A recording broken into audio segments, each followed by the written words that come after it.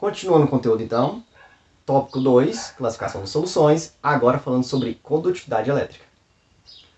Antes de entrar em condutividade elétrica, é oportuno deixar claro o seguinte: nós temos soluções sólidas, líquidas e gasosas. Porém, nós aprofundaremos muito mais em soluções líquidas devido a diferentes situações que elas nos apresentam no nosso dia a dia.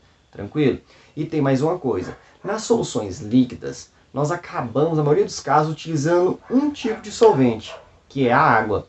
Então, no caso aqui, que eu tenho soluções líquidas, onde eu tenho sólido com líquido, líquido com líquido e gás com líquido, onde nós temos o solvente obrigatoriamente no estado líquido, nós trataremos do solvente água, pois é o solvente universal.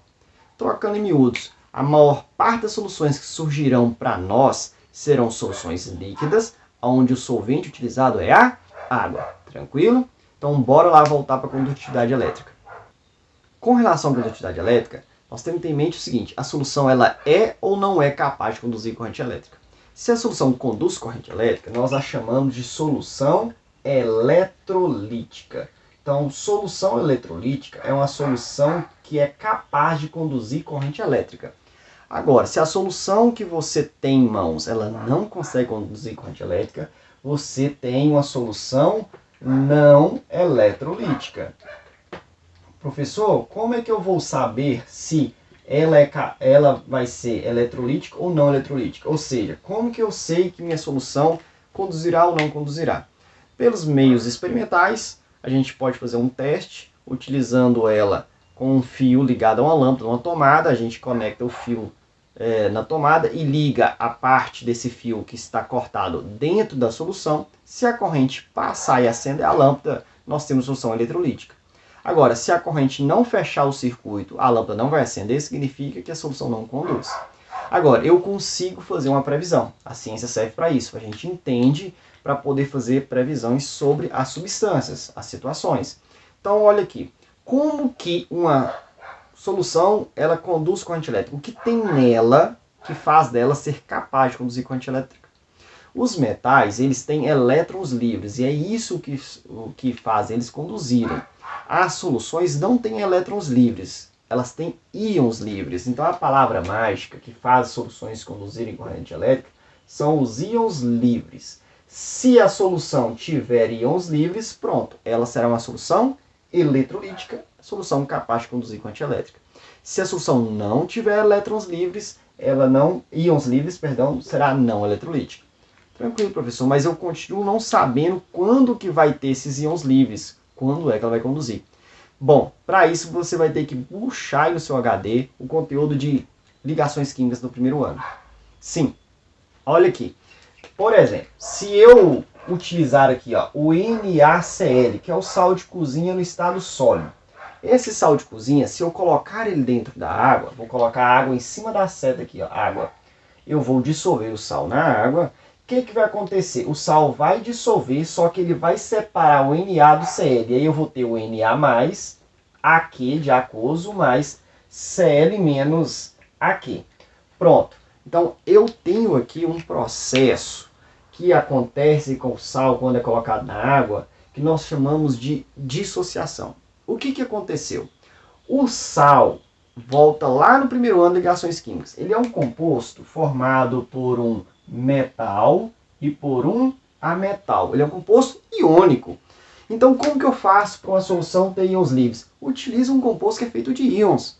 Então, se eu usar um composto iônico, que naturalmente não conduz a eletricidade, porque os seus íons estão presos, mas se eu usar o composto iônico, jogá-lo na água, o composto vai dissolver na água, ele vai se separar e ele vai quebrar, ele vai separar tanto o Na quanto o Cl. Os ânions e cátions se separarão e aí eu vou ter íons livres, e são esses íons livres que farão o transporte de corrente elétrica. Tranquilo? Então, de novo, a palavra mágica. Quando é que a solução conduzirá a corrente elétrica? Quando ela possui íons livres. E eu consigo fazer uma solução eletrolítica utilizando um composto iônico que dissolva na água, porque existe composto iônico que não dissolve na água. Então, se o composto iônico dissolver significa misturar. Se ele mistura, ele depois faz o segundo processo, que é dissociar. Eu vou escrever essa palavra. Então, o que é dissociar? Dissociar ou dissociação é a separação dos íons do composto. O composto já tem os seus íons, que estão grudados, entrou na água, a água dissocia, separa. Então, eu tenho aqui uma equação de dissociação.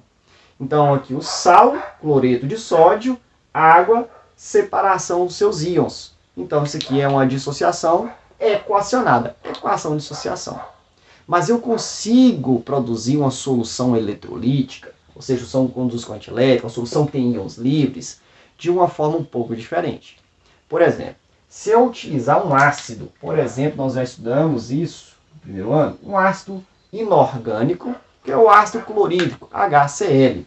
Então, o ácido clorídrico, ele é naturalmente um gás, que se eu borbulhar ele dentro da água, dissolver um gás na água, eu consegue. O que vai acontecer? Esse camarada ele vai dar origem ao íon H+, aquoso, mais o íon Cl- aquoso. Aí você pode me perguntar assim, como? Porque essa substância aqui não é igual à de cima, não é um composto iônico. Essa de cima tem o metal com a metal. Aqui eu tenho o hidrogênio com a metal. Lembre-se, o hidrogênio ele não é um metal nem um ametal. Ele é muito parecido com os ametais. De modo que quando você tem hidrogênio ligado a metal, você não consegue formar um composto iônico. Então nós temos aqui dois ametais ligados entre si e nós temos uma molécula. Então o HCl é uma substância molecular. A de cima é uma substância iônica. É a substância formada por íons. E essa aqui é formada por moléculas. Então uma molécula colocada na água forma íons? A regra é não. Uma molécula colocada na água não forma íons. Porém, existem algumas moléculas que são desobedientes. Elas desobedecem à regra da sua própria família. Essa molécula, ela entra na água e forma-se íons. Ela dissolve, mistura-se na água e no segundo momento ela faz um segundo processo, que chama-se ionização. Então, nesse caso aqui, eu tenho aquilo que nós chamamos de ionização. Então, isso aqui é uma equação de ionização. Aí você me pergunta, poxa, mas qual a diferença do caso de cima e do caso de baixo? Todos os dois levaram à produção de íons livres. Perfeito. Tanto o NaCl na água quanto o HCl na água, eles levam a solução a ter íons livres e, portanto, conduzindo corrente elétrica. No entanto, esses íons vieram de uma molécula e esses íons vieram de um composto iônico. Então é mais ou menos o seguinte, o HCl, que é uma molécula desprovida de íons, ao entrar na água, que é o seu solvente, para fazer uma solução, quando ela começa a dissolver, as suas moléculas reagem com a água, é um processo químico que acontece com a água e HCl, e aí a água ioniza o HCl.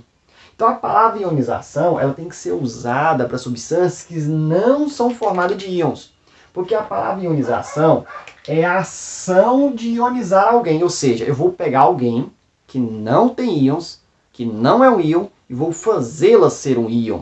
Então eu vou ionizá-la. Então eu não uso ionização para quem já é íons. O NaCl já é formado por íons. Então você não ioniza alguém que já é íons. Tá certo? Então o que você faz com os íons? Separam. No caso de cima. No de baixo, não. Uma molécula que não tem íons, ela entra na água e a água faz ela ter na hora. A gente diz in situ, em local, no momento H, que ela entra na água, a água faz isso com ela. Mas ela faz isso com todas as substâncias? Não. Ela faz com algumas moléculas. Tem como dar uma dica? Tem. Ácidos. Os ácidos são moléculas que, quando colocados na água, sofrem ionização. Tá? É uma regra geral que vai te ajudar bastante. Então, quando você ouvir a palavra ácido na água, vai dar origem a uma solução eletrolítica? Vai. Porque, embora ele seja uma molécula, ele sofre ionização, dando origem a íons livres na solução. Tá? Então, é uma coisa não habitual das moléculas, mas acontece. Então, se eu te perguntar assim, como que eu faço para uma solução ter íons livres? De duas formas. Colocando um composto iônico que dissolve na água, porque ele vai sofrer dissociação, ele dissolve e dissocia, é o fenômeno da dissociação que libera os íons, ou usando uma molécula que dissolve e ioniza. Então, eu pego o HCl, dissolvo na água e ele vai sofrer ionização. Professor, como que eu sei que a molécula vai sofrer ionização? Se ela for um ácido, regra geral. Agora, e no composto iônico, como que eu sei que ele vai dissolver? Aí é o seguinte, a questão geralmente vai utilizar, as situações vão utilizar para você, exemplos de compostos iônicos que dissolvam. Se ele não falar, ou se der vários, ele tem que te informar, ele tem que te dar uma tabela. Se vamos supor que tem uma questão que tenha 4 tipos de composto iônico, e ele escreva assim, ó, esses 2 são solúveis em água e os 2 de baixo não são solúveis em água. Então, se esses 2 dissolvem, são solúveis, eles vão se solubilizar e vão dissociar. Os 2 que não dissolvem, são insolúveis, ao colocar na água eles vão para o fundo, então eles não vão dissolver. Se não dissolve, se não mistura na água, eles não vão ionizar. Tranquilo? Então, não vão dissociar, perdão. Então, para dissociar, tem que se misturar na água. Tem que ser solúvel na água. Solubiliza e depois dissocia. Se não solubilizar, não vai dissociar. Tranquilo?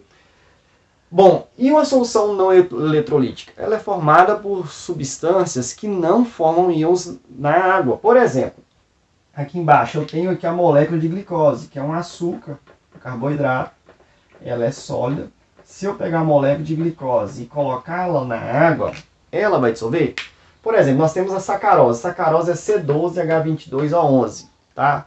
Se eu pegar açúcar e colocá-lo na água, dissolve? Desaparece o açúcar no meio da água, formando uma mistura de uma única fase? Sim, forma uma solução. No entanto, o açúcar ele dissolve, mas ele não gera íons livres. Ele não é um ácido. Vamos lembrar da dica que eu dei? Então, o que acontece? Eu coloco aqui a fórmula da glicose, estou usando a glicose sólida, coloquei na água, eu represento com a mesma fórmula C6H12O6 e eu coloco aquoso. Então, repara que aqui eu coloquei a substância antes seca de ser adicionada na água e aqui depois de ser colocada na água. Mudou, agora ela se tornou dissolvida. Estado aquoso. Só que você não vê aqui espécie com sinal mais e menos. Ou seja, não tem cátion, não tem isso, não tem íons livres. Se não tem cátion e não tem ânions, não tem íons livres, tranquilo? Então, olha, aqui também está aquoso, aquoso, aquoso. E aqui também. Ou seja, o sal de cozinha, o ácido clorídrico e a glicose, todos os 3 dissolvem. Mas não basta só dissolver para formar solução eletrolítica. Solução conduz corrente elétrica. Além de dissolver, tem que produzir íons. Essa aqui teve os seus íons separados. Eles já existiam. Então, houve dissolução e dissociação. Aqui, ela dissolveu e ionizou. Ela formou íons. E aqui, só dissolveu. Então, aqui é um exemplo clássico de uma substância que só dissolve. Então, vou escrever aqui, ó, dissolução. Seria uma equação de dissolução. Equação de dissolução, porque dissolve e não faz mais nada. Equação de ionização, subtende-se que dissolveu e ionizou. Equação de dissociação, subtende-se que dissolveu e dissociou. Tranquilo? Então, mais uma vez, dissociação para composto iônico, ionização para composto molecular e dissolução para composto molecular. Então, o composto molecular ele pode só dissolver ou dissolver e ionizar. Aí, quem dissolve e ioniza, a gente não fica falando, ó, dissolveu e ionizou. A gente só fala ionizou. Porque se ele ionizou, subtende-se que ele já dissolveu. Fechou? Tranquilo? Então, olha aqui. Repare que a solução eletrolítica, o que marca ela é a presença de íons, correto? Seja vindo de um composto iônico ou seja vindo de uma molécula ionizada. É a presença de íons. Então, a solução eletrolítica ela pode ser chamada também de solução iônica. Por quê? Porque é uma solução cheia de íons. Tá? Lembre-se, a solução iônica ela pode ser produzida tanto por um composto iônico, tanto por uma molécula que ioniza. Tá? E uma solução não eletrolítica, ela não tem íons dissolvidos. Ela tem o quê? Isso daqui é o quê? Molécula dissolvida. Então, a solução não eletrolítica ela pode ser chamada de solução molecular. Tranquilo? Com isso, nós finalizamos então essa primeira parte do conteúdo de soluções. A atividade já está postada. Eu espero que todos façam, que todos aprendam. Não aprendendo, tendo dificuldade, tendo dúvidas, vocês vão entrar em contato comigo. Nós vamos ter um atendimento com o Google Meet e também vamos ter atendimento via WhatsApp. Eu espero você. Até mais. Tchau, tchau.